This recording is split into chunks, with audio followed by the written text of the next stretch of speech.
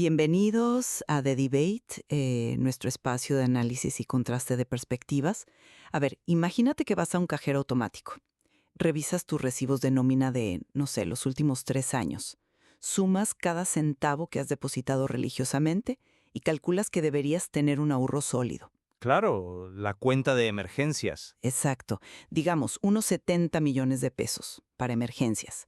Sonríes, insertas la tarjeta, pones tu clave y la pantalla te arroja un saldo de apenas 25 millones. Uy, no. Pánico total. Total. Y tu primer instinto no es pensar, ay, hubo un error de cálculo. Tu primer instinto es preguntar, ¿quién sacó mi plata y por qué no me avisó? Hoy estamos hablando exactamente de esa sensación, pero a escala comunitaria. Como propietaria y residente del conjunto USME 1, pues tenemos en nuestras manos los documentos financieros y operativos oficiales que la Administración nos entregó para la Asamblea Ordinaria de este domingo 29 de marzo de 2026. Así es. Y lo que muestran esos papeles es, como mínimo, alarmante. Yo sostengo que estas graves inconsistencias financieras revelan una gestión que gasta sin reportar, por lo que es absolutamente imperativo que como Asamblea rechacemos el modelo operativo actual y forcemos la automatización y, o sea, los mantenimientos vitales para proteger nuestro patrimonio. Y yo lo abordo desde una dirección un poco distinta. Yo sostengo que aunque el panorama es indudablemente preocupante, estas anomalías reflejan en realidad un caos contable histórico que pues apenas ahora se está formalizando. Nuestras decisiones el domingo deben basarse en la liquidez real que tenemos hoy en el banco, equilibrando la operatividad básica del conjunto con las mejoras urgentes, pero sin saltar a conclusiones de desfalcos sin evidencia. Pues entremos de lleno a los números entonces, porque las matemáticas aquí cuentan una historia fascinante para un analista, pero francamente indignante para un propietario. Según los propios estados financieros oficiales que nos pasaron para el periodo 2023 a 2025, nosotros, los propietarios de USME 1, hemos aportado proactivamente poco más de 340 millones de pesos. Sí, ese es el recaudo. Ajá. Por otro lado, los gastos consolidados de sostenimiento reportados para ese mismo periodo suman unos 270 millones. O sea, si hacemos la resta básica de primaria, el estado de resultados nos indica que deberíamos tener una utilidad del ejercicio de casi 70 millones de pesos. Claro, digamos, esa es la teoría contable sobre el papel. Es lo que el sistema arroja cuando cruzas ingresos facturados contra gastos legalizados. Pero luego vas al balance general, miras la línea de las cuentas bancarias y la realidad te da una bufetada. O sea, en el banco solo hay casi 25 millones de pesos disponibles. 24.800.000 y algo, sí. Exacto. E incluso tenemos una deuda extra de 1 millón por asesoría financiera. Hay un hueco, una diferencia de aproximadamente 45 millones de pesos. Y quiero ser extremadamente precisa aquí, porque la administración a menudo confunde los términos en las asambleas para diluir responsabilidades. De acuerdo, es importante separar las cosas. A ver, explícame esto como si yo fuera un residente nuevo. ¿Cómo es posible que el papel diga que tenemos 70 millones, pero el banco dice que hay 25? Porque esta diferencia no tiene absolutamente nada que ver con la cartera morosa, ¿cierto? No estamos hablando de la plata que no han pagado los nuevos propietarios o de la constructora Neloconar. No, para nada. Son rubros completamente distintos. Esta utilidad sale de restar lo que ya se gastó de lo que ya se recaudó, o sea, es dinero en efectivo que ya entró a las arcas. Si no está en el banco, pues mi conclusión lógica es que se gastó, pero sin reportarlo en el consolidado de gastos. Tienes toda la razón en la premisa matemática pura. El dinero recaudado menos el gasto reportado debería ser igual al efectivo en bancos. Y es cierto que esto no es un problema de cartera pendiente, es un desfase de caja puro y duro. Pero no compro la idea de que esto sea prueba irrefutable de un gasto oculto malintencionado en el presente. Déjame explicarte el mecanismo detrás de esto, porque es un mal crónico en los conjuntos residenciales nuevos. Te escucho. Por primera vez desde que se constituyó USME 1 en 2023, tenemos unos estados financieros firmados por una profesional identificada, que es la contadora Aurora Báez. Lo que estamos viendo en ese déficit de 45 millones no es un robo actual, es, digamos, la autopsia financiera de los últimos 3 años bajo la sombra de lo que en propiedad horizontal llamamos el contador fantasma. El contador fantasma suena a una excusa muy conveniente para justificar que falte plata. No, no es una excusa, es un fenómeno operativo real. Imagínate que hace 2 años el administrador de turno tuvo una emergencia. No sé, se rompió un tubo matriz. Contrató a un plomero de urgencia que cobró 1 millón de pesos en efectivo, pero el plomero no dio factura electrónica. O simplemente anotaron el gasto en un cuaderno. Exacto. El administrador anotó el gasto en una agenda y nunca lo ingresó al software contable. El dinero salió del banco, pero el sistema nunca registró el gasto. Multiplica eso por 3 años de operaciones de jardinería, compras de insumos menores, aseo, reparaciones rápidas. El sistema contable sigue asumiendo que ese dinero está ahí porque nadie legalizó el gasto. Ya veo por dónde vas. Entonces, cuando la nueva contadora llega y trata de cuadrar la historia, se encuentra con que el banco tiene 25 millones, pero el papel, que ignora todos esos gastos informales, jura que hay 70. ¿Está entendiendo el mecanismo que describes? Sí, la informalidad genera descuadres, pero estás usando esa falla administrativa histórica para armar una teoría de que todo fue simplemente desorden sin malicia.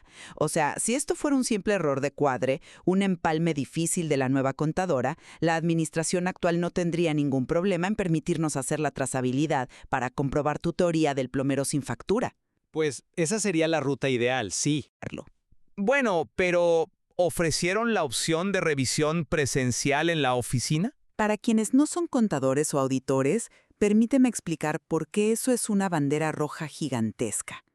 Revisar un archivo digital en Excel te permite rastrear cuentas, cruzar fechas y buscar anomalías en, no sé, 5 minutos usando filtros. Claro, es mucho más eficiente. Obligarte a ir a una oficina, sentarte en una silla incómoda a revisar 1000 facturas de papel una por una, bajo la mirada de la administración, es una táctica clásica de desgaste para que te rindas por cansancio.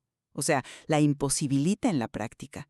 En años anteriores, cuando sí teníamos acceso a flujos digitales, pudimos detectar inconsistencias históricas graves, cuentas que cambiaban de nombre, rubros que desaparecían mágicamente. Negar el archivo digital hoy impide rastrear el uso del capital y facilita normalizar gastos oscuros dentro de categorías generales. Restringir el acceso digital al flujo de efectivo levanta sospechas, o sea, no te lo discuto. Y entiendo por qué la táctica del papeleo físico frustra a cualquier propietario que quiera hacer control fiscal.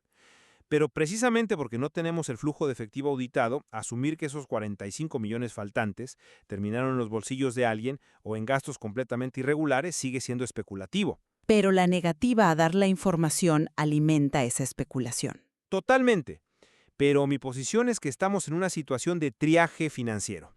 El caos y la falta de transparencia son innegables, pero la Asamblea no puede actuar desde la teoría de los 70 millones que deberían existir, sino desde la realidad de los 25 millones que sí están en el banco. A ver, si asumes que los 45 millones de estos últimos 3 años simplemente se esfumaron en la niebla de la informalidad y no podemos hacer nada más que aceptarlo como una triste realidad, ¿cómo justificas siquiera debatir el presupuesto de 2026? Es decir, nos piden que confiemos en ellos para manejar el futuro cuando activamente nos ocultan el pasado. Y el ocultamiento no se limita al flujo de caja. Hablemos de la cartera morosa y de la constructora Neleconar. Ese es otro tema bien complejo del informe. Es un tema crítico. Nos presentan un informe oficial diciendo que la cartera morosa, o sea, lo que nos deben al conjunto, es de unos astronómicos 241 millones de pesos. Pero en esa lista omiten deliberadamente la deuda de la constructora Neleconar. Ajá. Neleconar es propietaria de unidades no vendidas o en transición, y por ley de propiedad horizontal debe pagar administración como cualquier otro residente. Pero su deuda es un fantasma en el reporte. Esto no es el error de un plomero sin factura en 2023. Esta es una decisión activa y premeditada en 2026 de no mostrar la foto completa. Ocultan a los grandes deudores. Esconder la deuda de Neleconar en el informe de cartera es una falla monumental, estoy de acuerdo. Debilita la confianza y crea una percepción de favoritismo o conflicto de interés que es letal para una administración. Neleconar debe ser tratada como cualquier otro residente en mora, sin privilegios, y la Asamblea debe exigir que se revele ese monto exacto. Exactamente. Pero, nuevamente, te pido que separemos las fallas de transparencia de las decisiones operativas inminentes. ¿Hay que exigirle cuentas claras a la contadora este domingo? Sí. Pero el lunes por la mañana el conjunto tiene que seguir funcionando. Y por eso tenemos que mirar el presupuesto propuesto para 2026. Pues analicemos ese presupuesto porque es la prueba reina de que este modelo operativo está roto. Nos están pidiendo que aprobemos un presupuesto de funcionamiento por más de 36 millones de pesos mensuales. Para cubrir esto, pretenden subir nuestra cuota de administración a 104,600 pesos. Un golpe fuerte para los residentes, sin duda. Un aumento directo al bolsillo de cada familia en OSME 1. Y cuando miras en qué se van a gastar esos 36 millones, es para echarse a llorar. Más de 30 millones de pesos se van exclusivamente en gastos de personal. 6 conserjes divididos en la zona alta, media y baja, además de aseo, poda y honorarios de administración. Es un presupuesto altamente intensivo en mano de obra. Representa casi el 85% del gasto. Pero a ver, es el modelo tradicional y conservador de cualquier propiedad horizontal en Colombia que no nació automatizada. Pero es un modelo que nos está desangrando financieramente mientras la infraestructura se cae a pedazos. Mientras gastan 30 millones en nómina, el presupuesto para mantenimiento preventivo de todo el conjunto es de apenas $500,000 de pesos. $500,000. Es un chiste. Y la administración lo defiende diciendo que es lo que hay. Los márgenes son muy estrechos, sí. Pero piénsalo en términos de eficiencia. Pagar esta nómina gigante de conserjes cuya principal función en varias zonas es abrir y cerrar puertas es como alquilar un celador de por vida para que te apague el bombillo de la sala todas las noches en lugar de simplemente comprar un interruptor inteligente por una fracción del costo. La analogía del interruptor inteligente suena brillante en la teoría del ahorro, pero ignora la fricción de la realidad operativa y el costo de capital. Yo entiendo perfectamente la frustración de pagar una nómina tan alta, y sobre el papel, pues la automatización es el camino lógico a largo plazo. Pero te pregunto, anclando el debate en los números reales, Dime. ¿podemos despedir a la mitad de los conserjes mañana mismo si no tenemos el capital inicial para instalar un sistema de automatización verdaderamente robusto? Automatizar accesos, instalar brazos hidráulicos de calidad industrial que no se traben, sistemas de chip, un cercamiento eléctrico o verde que de verdad disuada, todo eso requiere una inversión fuerte y frontal. Por eso mismo propongo que no aprobemos este presupuesto continuista. Tenemos que exigir que la inversión se haga ya. Pero volvamos a nuestro triaje financiero. En el banco hay 25 millones de pesos reales. Si tú reduces el rubro de personal en el presupuesto 2026 hoy, sin tener la infraestructura de automatización ya instalada y probada a prueba de cortes de luz, crearías una vulnerabilidad de seguridad inaceptable. No puedes dejar las torres y el conjunto abierto esperando a reunir la plata para comprar los chips. La seguridad física de los residentes no puede ser la variable de ajuste mientras ahorramos. A ver, nadie está sugiriendo dejar el conjunto abierto al azar. Lo que sugiero es usar esos 25 millones de excedentes reales que sí existen como capital semilla para iniciar la automatización de inmediato. Fase 1. Accesos peatonales y vehiculares principales. En lugar de gastar plata en cosas que no generan retorno. ¿Recuerdas lo que pasó con el salón de conexión de la zona media y baja? Sí, la remodelación.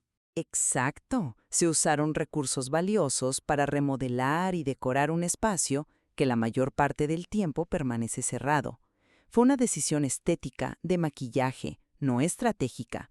La automatización, en cambio, paga sus propios costos.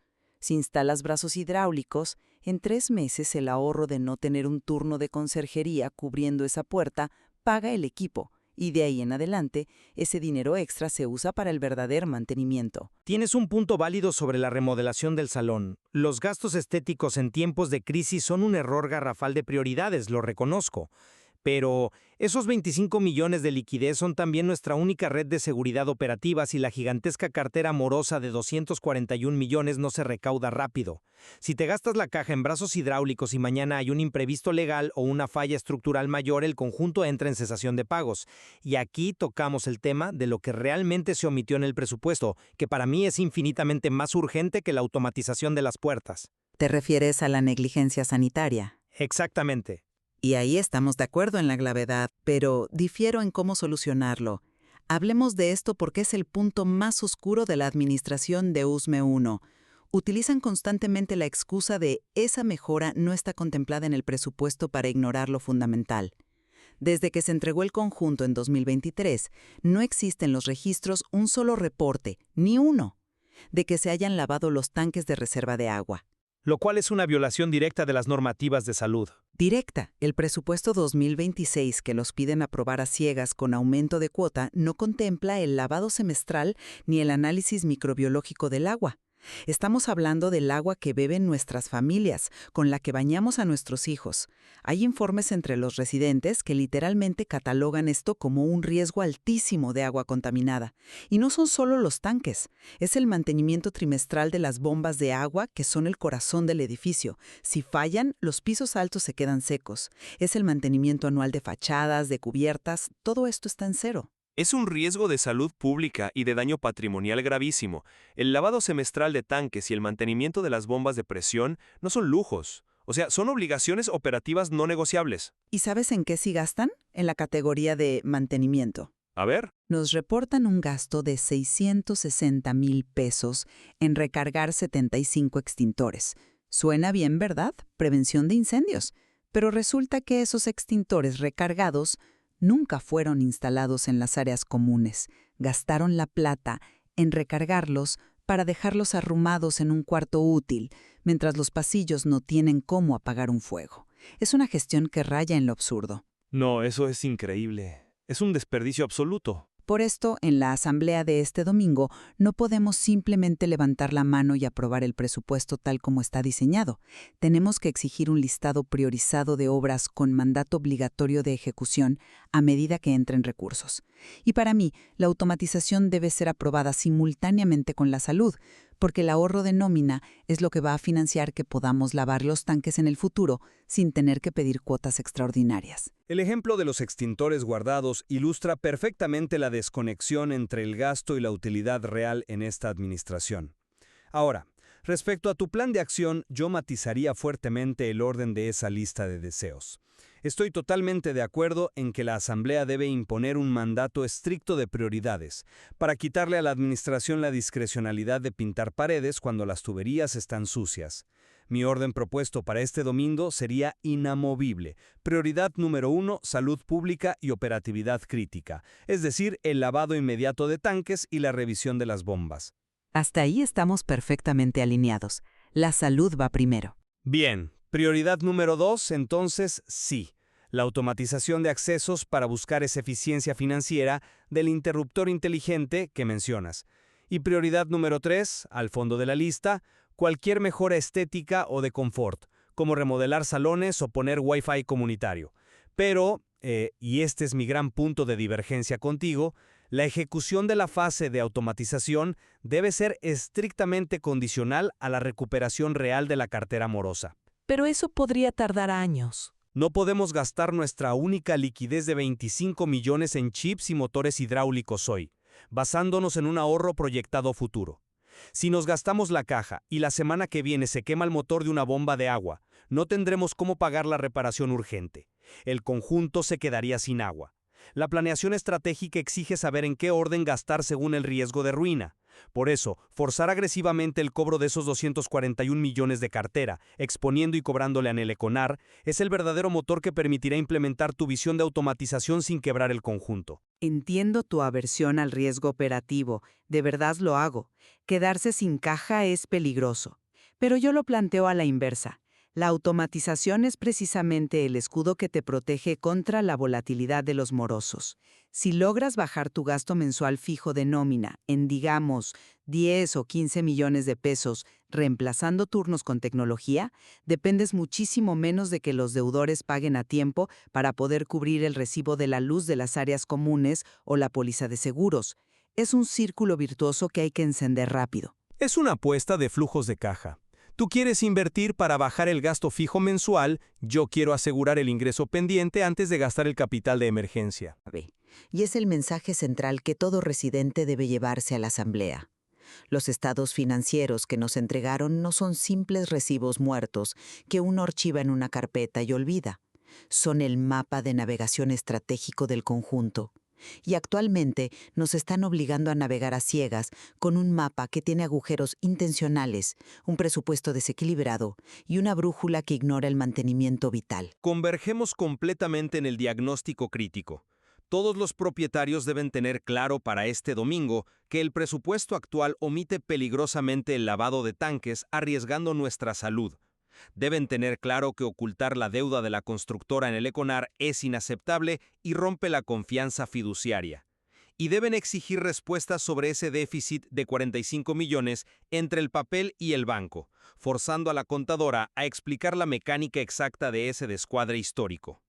Nuestro verdadero choque, como bien dices, es de tiempos y métodos frente al presupuesto 2026. Si recortar drásticamente ahora para forzar la modernización o asegurar primero la caja cobrando la deuda. Y es precisamente por ese choque de visiones que necesitamos que la comunidad tome el control. El llamado a la acción para este domingo no es una formalidad, es urgente. Todos los vecinos, propietarios y residentes de USME 1 deben asistir masivamente a la asamblea ordinaria el 29 de marzo a las 9 de la mañana. No es en el conjunto. Recuerden que será en el Salón Comunal del barrio Serranías, subiendo 2 cuadras por la salida de la zona alta. Si por fuerza mayor no pueden asistir, entreguen un poder debidamente firmado con las copias de las cédulas en la oficina de administración. Tienen como límite arbitrario este jueves 26 de marzo a las 3 de la tarde para entregarlo. Y expliquemos rápidamente qué pasa si la gente decide quedarse durmiendo el domingo. Es vital asistir para hacer quórum, es decir, tener más de la mitad del coeficiente del conjunto presente. Si no alcanzamos ese quórum, la administración automáticamente realizará una segunda convocatoria el miércoles santo 1 de abril a las 8 de la noche. Y escuchen bien, porque la ley de propiedad horizontal es implacable. En esa segunda reunión, las decisiones se toman con cualquier número plural de personas que asista. Básicamente, deciden por ustedes. Exacto. Aprobarán ese presupuesto inflado en nómina, seguirán sin lavar los tanques y validarán los estados financieros sin responder a dónde se fueron los 45 millones. No podemos permitir que el 1 de abril un grupo minúsculo decida el futuro financiero y la salud de nuestras familias. Nuestro objetivo este domingo 29 en Serranías es llegar con los números leídos, no tragar entero, exigir ver la evidencia digital, rechazar el conformismo del siempre se ha hecho así y construir acuerdos inteligentes. Queremos llevar a USME 1 al siguiente nivel de valorización y seguridad, porque al final del día, cuando vas al cajero automático y ves que te faltan millones, no te encoges de hombros y te vas a tu casa a esperar que el problema se arregle solo al mes siguiente. Para nada. Entras al banco, pides hablar con el gerente, exiges ver los movimientos exactos y no te mueves de ahí hasta entender la verdad. Esa es exactamente la actitud de control y propiedad que necesitamos ver en cada silla de esa asamblea este domingo. Allá nos veremos, listos para debatir cada punto. Hasta entonces, repasen sus documentos, hablen con sus vecinos y preparen sus preguntas.